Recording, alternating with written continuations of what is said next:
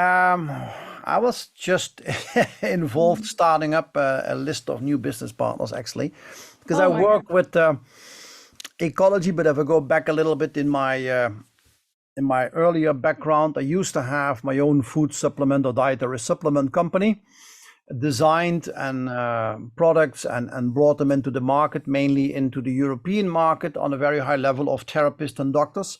I did it for about 16 years, had 16 people of staff, liked it a lot, but in the end, there was a lot of administration and stuff. And what I really care about and what I really enjoy is talking about health to as many people as possible, because I think it is very important. And what I figured out is that I wasn't doing much of that. Still designing stuff, but a lot of administrative stuff. Every single country in Europe has their own regulations, and you Yeah. had to jump to all these hoops, loops, holes, and stuff. So it wasn't really funny. And that at a certain point, we also got to the level that working with my financial business partner at that time, he had different ideas than I had. I wanted to have the best of the best product. He wanted to go a different way. And that's when I decided, okay, that's it. So I left the company, did a couple other things. In the meanwhile, I also did some stuff for TV at that time. I loved that a lot, but financially not very interesting. So then at a certain point, I met a person who told me, but we got a very good omega-3, got involved there and started a completely new business without all the investments. And that's what I live from, actually. But at the same time, I'm always also a speaker for a speaker agency who hires people to do talks for mostly companies. And I still teach at several institutes about biochemistry, mostly in the Netherlands. And for this other Norwegian company, Ecology, I teach whatever they need me, anywhere in Europe and sometimes outside. But that's basically what I do. That briefly. So my age is, I'm 61 years young. I like healthy aging or anti-aging. That was where it started. That's how I got the idea. But I transferred that I'm not against aging. I'm just want to slow down the process. So I call that healthy aging. And the more you know about how the cell functions and the process within the cell, which is super, super complicated, but you can nail it down to a couple things, what we know about. And if you understand those and you can apply them, you can slow down the aging, and live a long and hopefully a very healthy life. And that's I think in short a little bit about me. In the beginning, I only did automolecular biochemistry. I liked it a lot. If you know how it works, you can influence the processes. But many doctors and therapists working with this kind of, healing, fixing patients, sometimes also play a little bit of doctor. Like, okay, if this is not good, maybe you should try this or this, several options. But it starts with the fact that disease is a, by evolutionary design, solution to deal with the current situation. So we have all kinds of programs in our body to send us messages. So if I'm ill or have a disease or whatever you call it, sickness, at that point, my body tells me that something is wrong. That's the message. So with medicine, we suppress the message and then we think, okay, you can go on with life. But then the next message becomes more clear and the knocking on the door becomes more powerful until there is no way around it. And we have to understand a little bit the self-healing process of the body. But for doing this, you need to provide the body with certain nutrients, and you have to understand this way of sleeping and stress and fasting and a healthy gut and a gut-brain connection and many of these. And if you take care about most of those, then in almost all cases, the body knows how to heal itself. And it's kind of a magic thing. The disease can be very intense, but we provide the body whatever it needs to make sure you can come up with a solution. And that's the first goal. And if you know how this works within the cell, now it becomes very interesting in how you can tweak certain solutions by eating different stuff or maybe stop eating. This is how it works. So the reason people age and age too fast and therefore develop age-related diseases at a too young age, basically always, has to do with, like, say, inflammation. And if you don't understand the inflammatory process, that it is serving you as long as you can start it and can stop the process. This is when now we're dealing with what we call resoliomics. To resolve is to support the body to stop this inflammatory process. But if the material, what you need for that, is not there, you can never come to a solution. And chronic inflammatory, like low-grade inflammation, is the basis for all autoimmune diseases, for all diseases in the long future. Yeah, but it has everything to do with this inflammatory process, the cardiovascular system. Obviously, you need to have the mechanical support. It's a very simple thing. If the diameter of a capillary is like 4 to 6 micrometers, but the diameter of a red blood cell is amongst 10 to 12. So this one never fits in unless you can give enough flexibility to the cell membrane of the red blood cell so it can fold together and squeeze itself in. That's the only way, because now you have a touch of the surface. That's how you can exchange gases.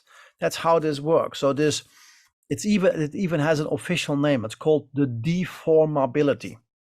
Okay, and that is related to, for example, the omega-3 index. The more omega-3, the more flexible it becomes. But here is another interesting thing if you talk about cardiovascular health. Okay, we're all scared to death about cholesterol.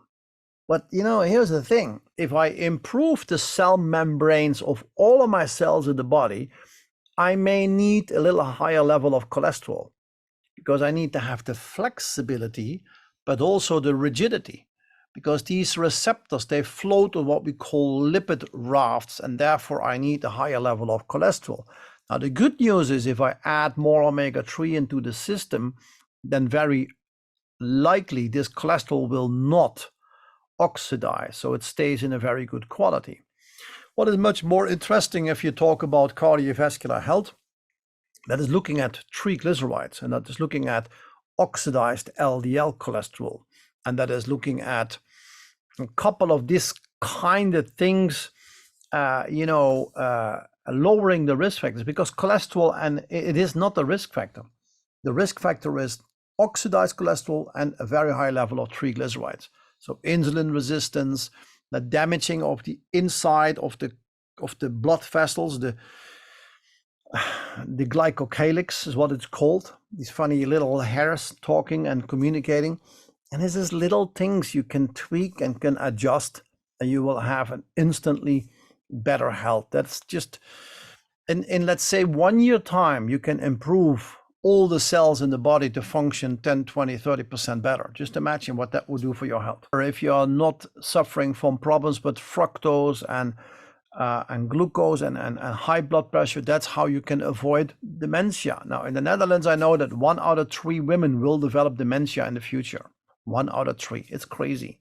And dementia, that could be 10 different types of brain trouble, like Alzheimer's or Parkinson or Lewy body disease, or whatever you call it.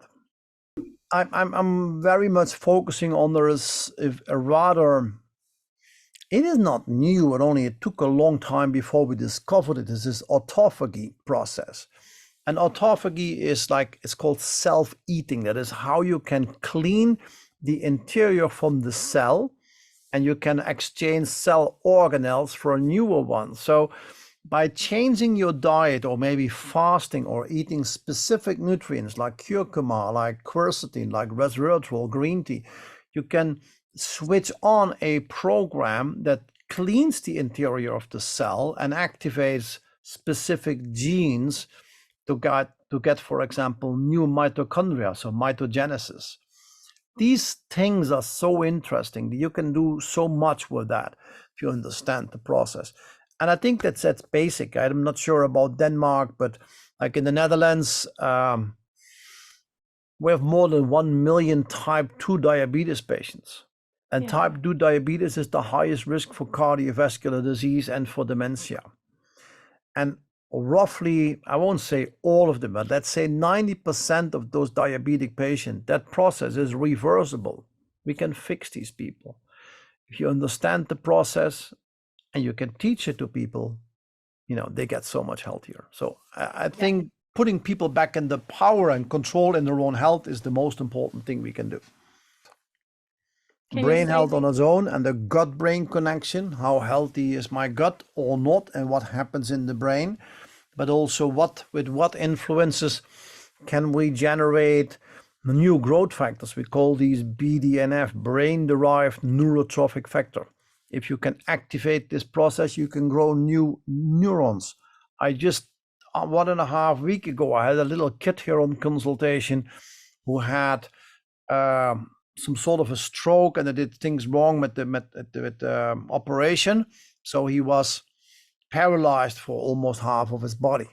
But he gained back almost everything. Still, his motoric skills and some of his language skills are not yet on par for normal age kids in that same. So now we're adding a very high quality, very high quality products with new exercises, with music, with all kinds of stuff to teach him to grow new neurons, because that process never ever stops in our life. Don't neglect the messages your body is sending to you. Listen to them and act appropriately. Wow, very good. It's sending out and it wants to tell you something. Just don't turn your head. Listen and do what it says. Cellulitis, if it's ends of itis, then it's always an inflammatory disease. So, and cellulitis partly is from inflammation. That means the wrong fatty acids in the skin. And that has to do with a hypoxia. That means the lack of oxygen. And if you have a hypoxia, your body will give certain responses that can be many different ways. So there is a protein, it's called HIF, HIF, not V, but HIF, HIF1, hypoxia-inducible factor type 1.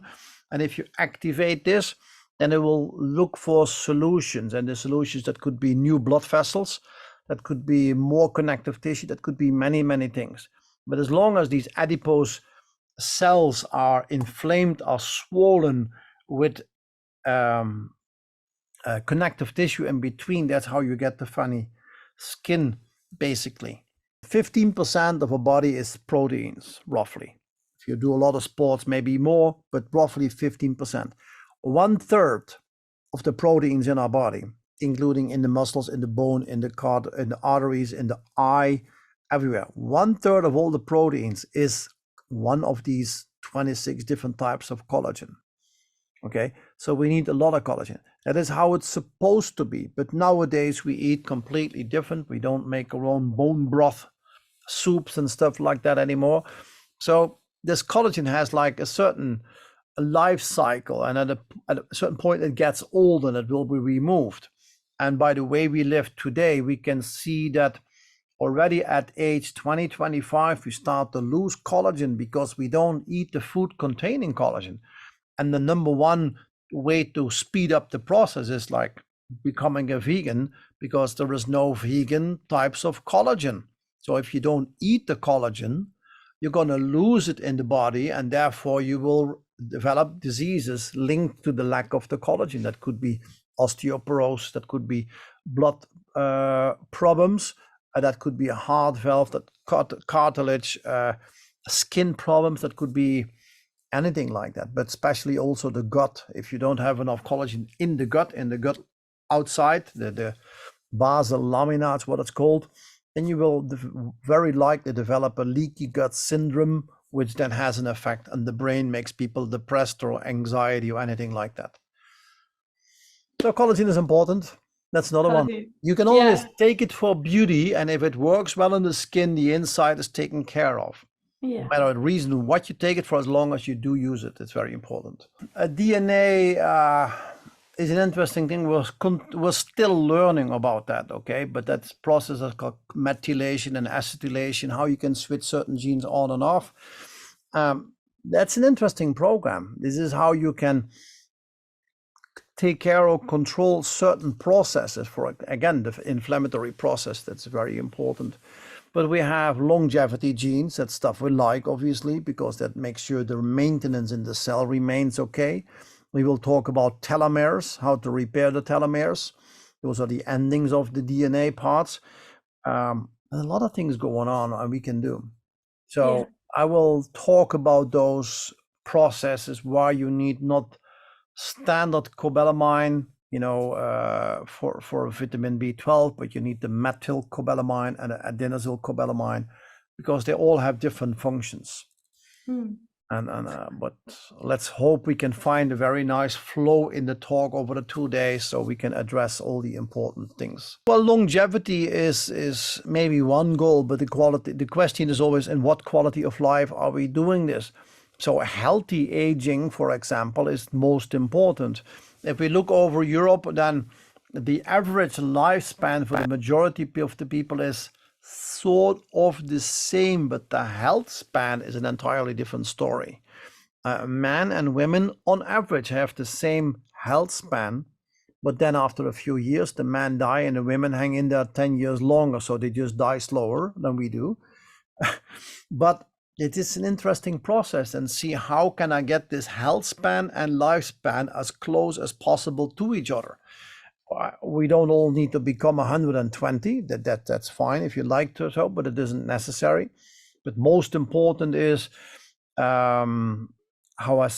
is to do it as good as possible, so you don't have physical limitations or mental limitations. You can stay and live the way you want to live it by yourself. So I think that's an important thing to live like. But many topics will go into this. How to work with the DNA if the DNA is in the cell, how to switch things on and off, how to repair, what is the PARP system, how do you repair mistakes in the DNA, which is what we do all day long. Every cell containing DNA roughly needs to be fixed like 10,000 times a day. Every single cell with DNA. So that's crazy. But that's important to know how that works, and then we have less damage.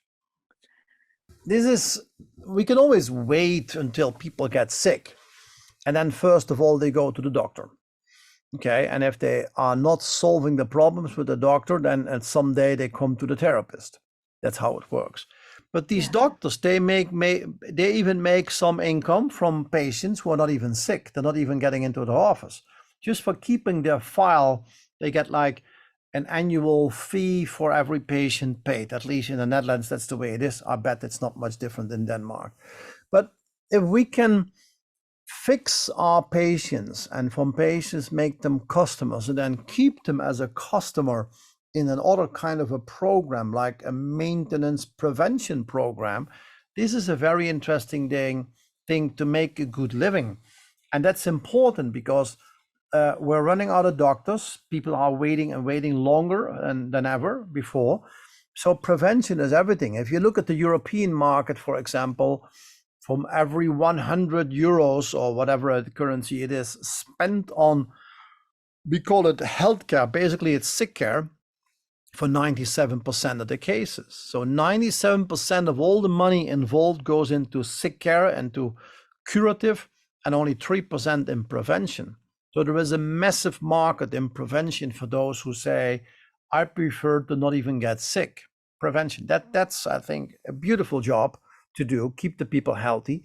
And I always tell the people, if a cardiologist can make a serious amount of money by fixing up people who neglected their health over so many years, then why wouldn't it be realistic to pay those in the prevention the same amount? Sometimes people say, so what is it you do? Just a one sentence. And I said, I make sure the cardiologist gets unemployed. If they don't get sick people because I kept them healthy, then I did my job correctly. See you next time. Thank you. Bye-bye.